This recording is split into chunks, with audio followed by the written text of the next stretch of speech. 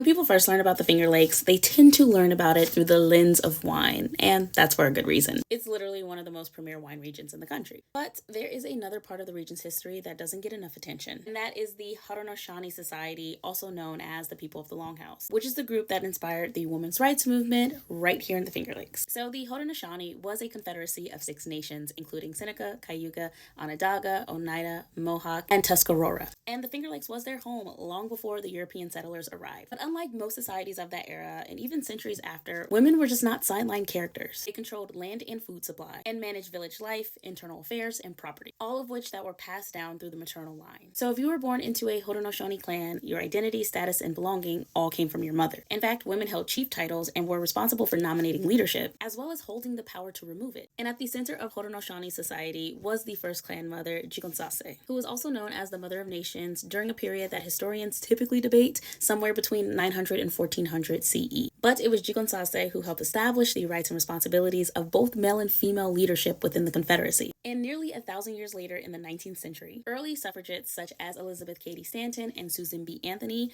were inspired by the equality that the Haudenosaunee women had lived. And the structure of the Haudenosaunee Society became the blueprint for what Stanton, Anthony, and others tried to build for the female descendants of the European settlers in America. And that directly shaped the American women's rights movement right here in the Finger Lakes. So the next time someone mentions the Finger Lakes, just know it is not just a place to get a nice glass of wine. Past the lakes, past the vineyards, and long before the founding of America, there were women who owned land, held titles, shared leadership, and built a society rooted in equality. And that fight was ignited right here by the Haudenosaunee. And we should continue to learn about their story.